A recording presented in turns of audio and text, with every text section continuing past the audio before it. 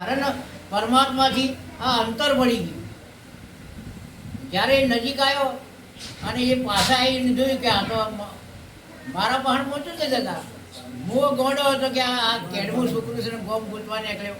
હે મારી મને ખબર નથી એટલે હું ગૂંચવા નીકળ્યો બીજે છે પણ મારી મને ખબર પડી ત્યાં સ્થિર થઈ ગયો કે ચોય જવા જેવું નથી. બસ સ્થિર થઈને આમ નજર કરી નિહાળ્યું તો આ તો મધ્યમાં સફર છે, બીજો કોઈ છે ને.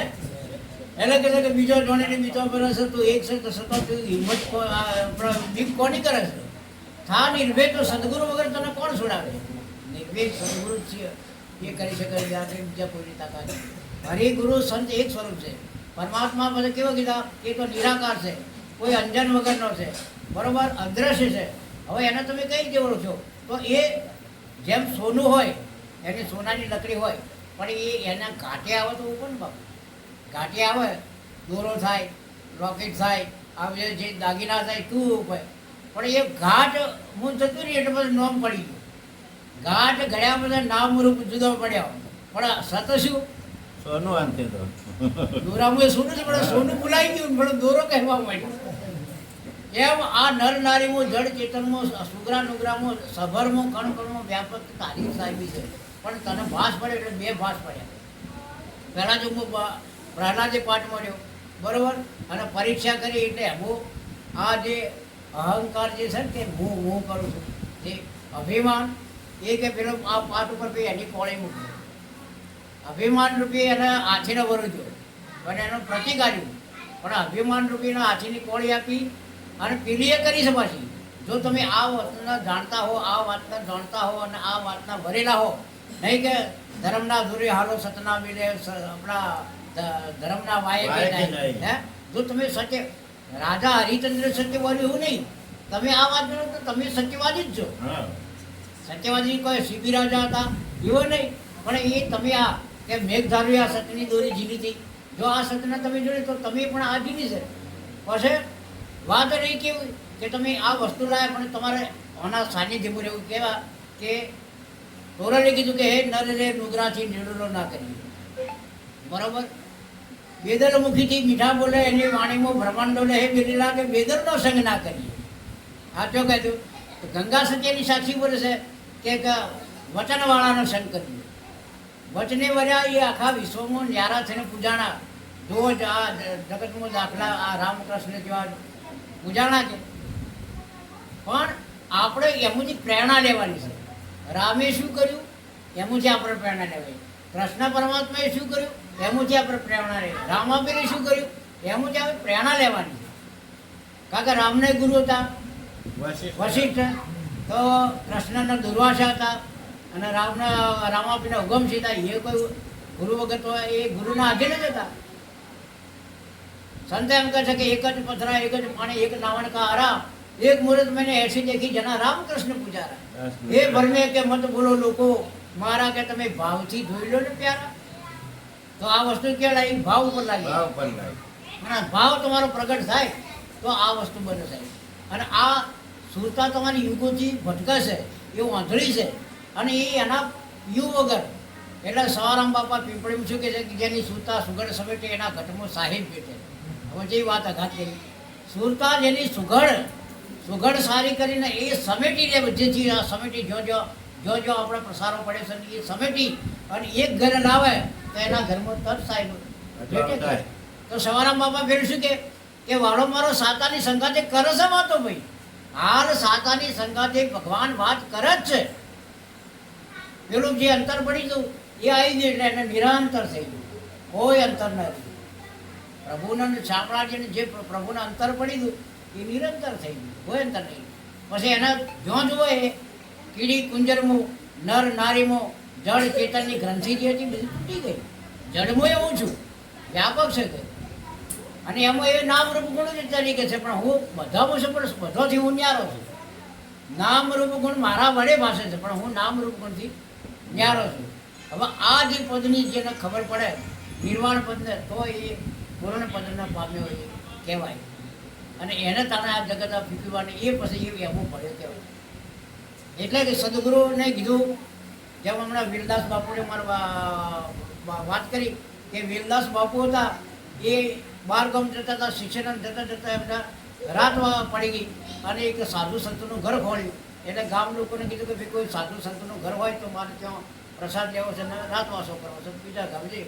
તો અમુક તો હોય કે ભગવાન તરીકે આ બાવાને પેલા ભૂચકાઈ કે પેલા કે કોઈ રામજી ભગત છે ને એમના ઘેર શું જતો કે તો આ બાવાને કે ભૂચકાઈ દીધા વેલદાસ બાપુ છે કે એમને તો સૌ સરગું. એટલે પેલો પાસે એના ઘેરે કદી એની ચૂલો સળગાયેલો જ નહીં. આ જંગલમાં જાય તે તરફ કોઈ સસલોને મારી અને લાવી અને એવું કાચું ખાઈને એ કરે.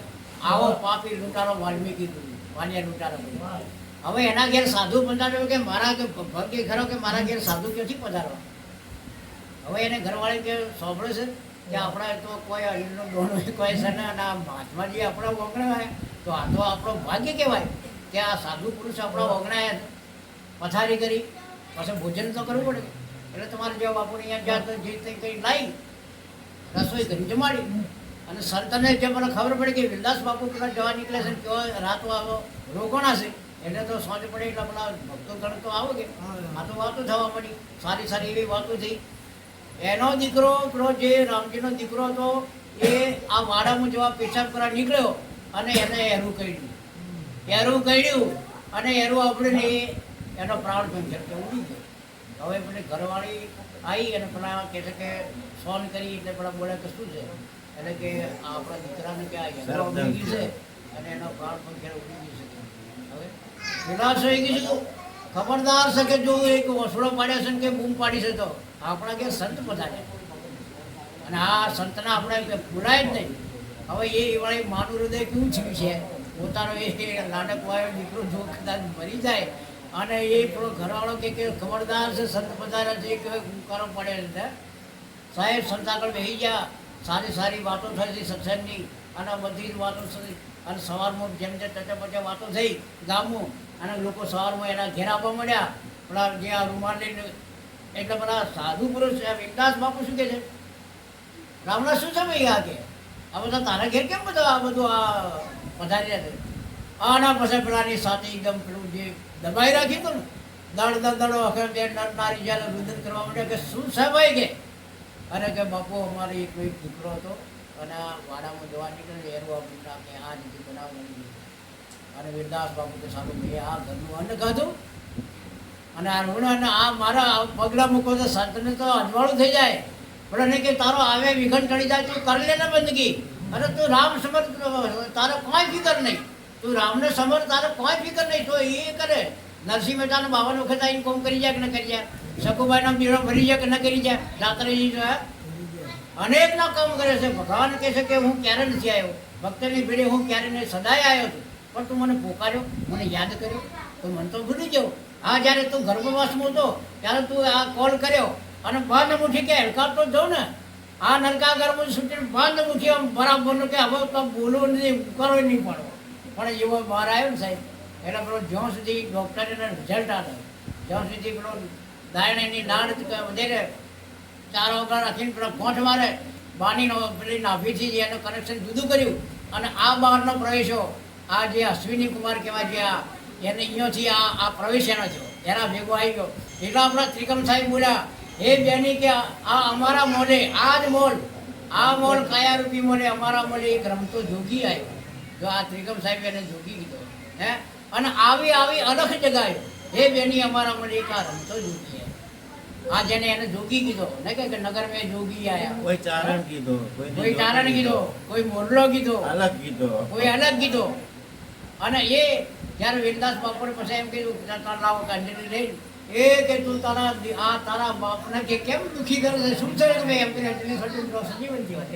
અને પેલો પાપી લૂંટારો જે કદી ધર્મનું જાણતો નહીં એ કે બાપુ આ શું કર્યું મારા છોકરાને કે જીવતદાન મળી ગયું, મરેલો આ સજીવન થયો, પગમાં પડી ગયો રંગો પડી ગયો. અને વેલદાસ બાપુ ત્યારે એને કે ભાઈ આ બાપુ આ માર્ગ મને બતાવું જેમ રૂપોજી માલદેને કીધું ને એ રાવણ મળા કે આ પંથ મને આ બતાવે કે હા આ પંથ કોણે બતાવ્યું જેમ કીધું ને કે એમ આ લોંગો સોંગ થઈ ગયો. પછી એને સમય આવ્યો જ્યારે એને વાત કરી અને બરાબર જેમ દાસીજી મને પેલા પાટ મંડાય હાવ નર્વસ કરીને ગયો અને કે આજ પણ નથી કરતા. પછી જ્યારે પળ આવી એટલે ગામના બહાર ગયા અને એક ધૂળનો ઢગલાનું આસન કરી અને આ ભીમ સાહેબ બેઠા છે અને દાસીજીઓને કંકોઈ નતું કોઈ નતું અને આમ ધૂળની કરીને જોણ કે આ અને બાર ભીતર ખુલી ગયા સાહેબ અને દાસીજીઓને કે હા અજવાળું આજ મારો અજવાળું ગુરુ તમે આ એના મારે થયું અજવાળું સતાર સાહેબ થઈ ગયા આપણા રાજપીપળામાં અને એ મમડે નતા અને જ્યારે આપણા અનવર સાહેબ આપણા પાલનપુરના હવે એ અનવર સાહેબ આ રાજપીપળામાં ગયા છે અને એમનો સત્સંગ ચાલતો હતો અને આ સતાર સાહેબને ખબર પડી કે અનવર સાહેબ આવ્યા છે અને એ અનવર સાહેબને ખૂબ માનતો કે મારે અમને જ ગુરુ કરાવવા છે. હવે એ હમણાં નાટક કંપનીમાં પાત્ર ભજવતા હવે કે મારે આજે કંઈ નાટકમાં જવું નથી પણ મારા ગુરુ આવ્યા છે તો મારે એમના સાંભળવા જેવું છે. આ ત્યાં ગયા અનવર સાહેબની નજર પડી સતાર સાહેબ હમણાં એટલે કે આ સતાર સાહેબ આવ્યા છે એટલે સતારી પર આપણા અનવર સાહેબ પરીક્ષા કરી એટલે એમને પાણી મંગાવ્યું કે સતાર જરા પાણી લાવી તો પાણી લઈને આવી એટલે પાણી અડધું પીધું એઠું કરી લે સતાર કે આ પી જા વિચાર કર્યો એટલે પેલા થોડો શંકાજી કે આ અનવર સાહેબ મને એમ કહ્યું કે આ પાણી પી જા એટલે થોડી વારના સતાર તને કહું છું કે પાણી પી જા ત્રીજી વખત કીધું કે સતાર પાણી પી જા ને એવું સતાર સાહેબે પાણી પીધું ને બાર ભીતર સાહેબ ખુલી ગયો અને પહેલી જ વાણી બોલ્યા એવી પ્યાલી પીધી મારા સદગુરુ હાથે પીતો મગન ભાઈ ટકના ચોર એમ તરત જ વાણી બોલ્યા સાહેબ. આ કેવું છે ઈયળ તમારા જ્યાં આપણે ભમરી ઈયળને પકડી લાવે અને આ ઠણક ખમી છે જેનામાં સહન શક્તિ આવે ને સાહેબ મોટા મોટી શક્તિ એટલે કહે છે કે સબર ચટકો લાગ્યા વિના ક્યાંથી લીધે કિકાર આ ઈયળમાંથી ભમરી મળે તો નર તને કેટલી વાર લાગે તને કેમાંથી વાર લાગે છે કે તું આ નર્મથી નારાયણ થઈ જતો નથી અને તું બધું જ બને છે તારા ખોડીએ તું વકીલ થઈ શકે છે તું ડૉક્ટર થઈ શકે છે તું એન્જિનિયર થઈ શકે છે હા તું ધારાસભ્ય સરપંચ નિગમનો થઈ શકે છે પણ તું આ નર્મથી નારાયણ કેમ થઈ શકતો નથી? અને રહી ભાગ્યની વાત તો ભાગ્યના ઘડંતા તમે છો ભાગ્યના વિધાતા તમે જ છો.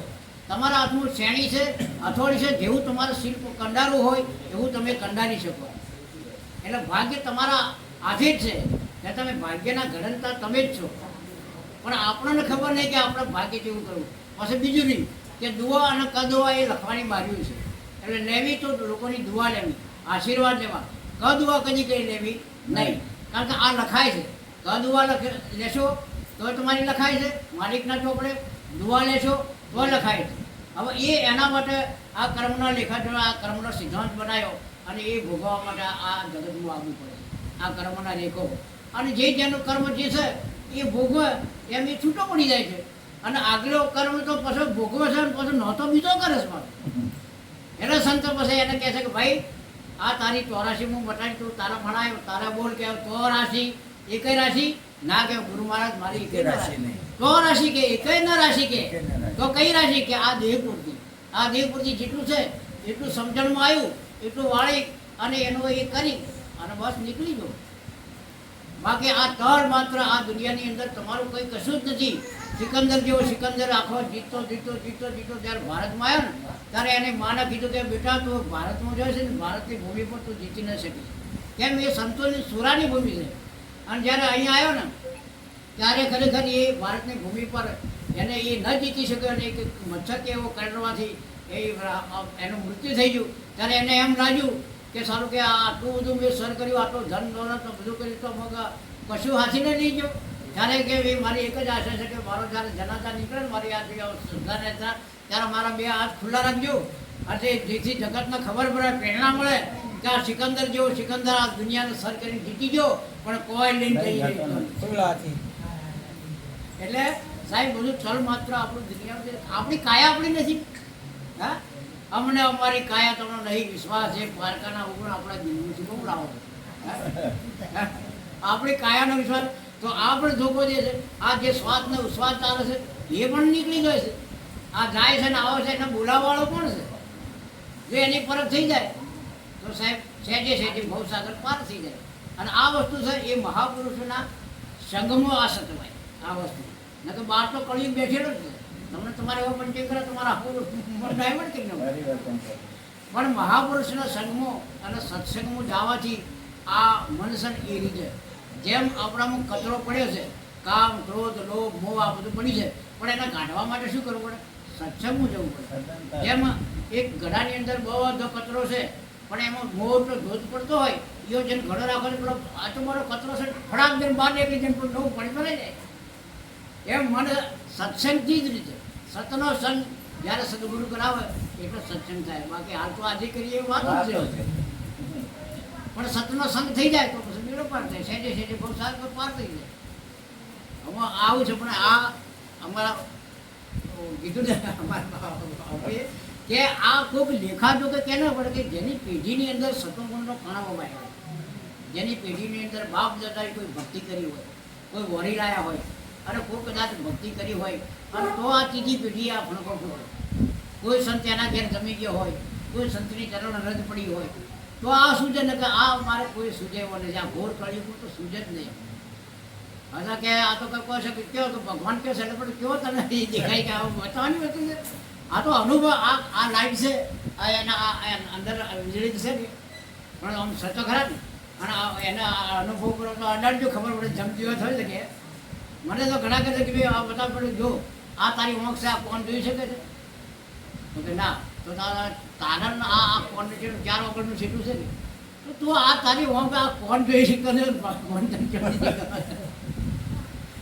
એટલે આ બધું અઘાત વાતો બહુ જૂની છે.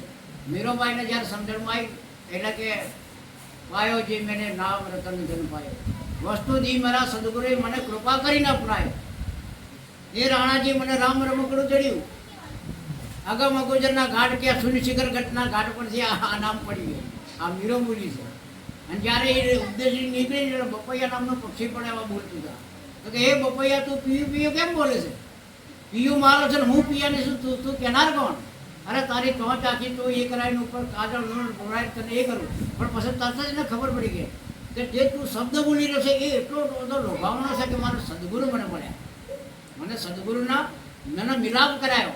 તો તને તું આ મારો સંદેશો લઈને જા કે તારા વગર આ એટલો મને વિરહ છે, એ તારા વગર હું આ ધાન ખાતી નથી, આ તારા વગર એ પીયા વગર હું પીળી પડી ગઈ છું. અને આ સંદેશો મારા સદગુરુને તું પહોંચાડે તો તમે શિરપાવ કરીને કહો આ મીરો મળી હે એ બપૈયા તું પીયું પીયું હતું. એટલે બાપુ આ તો એવી અઘાત વાત. પણ આવા દુખડા જાડેજા કે એ ટોળી રાડી કે આ મારું રુદિયો રોશનમાંથી ભીતર રોઈ રોઈ કેને સંભળાવો હે જાડેજા બોલે. એટલે આ બાપુ તો જેને સૂઝ પડે એને સૂઝ પડે ના બીજું બધું. પણ મારું કહેવું કે ધર્મ દિયા રાખજો અને ધર્મ છેટામત રહેજો. અને કળકુવાસીથી અને જે ભગવાનના મુખ્યનો છે આપણે કળની કુવાસી, એક આ શ્વાન, એક સંત અને બ્રાહ્મણ, એને જેટલું તમે આપશો એ સીધું પ્રભુને જ અર્પણ થાય.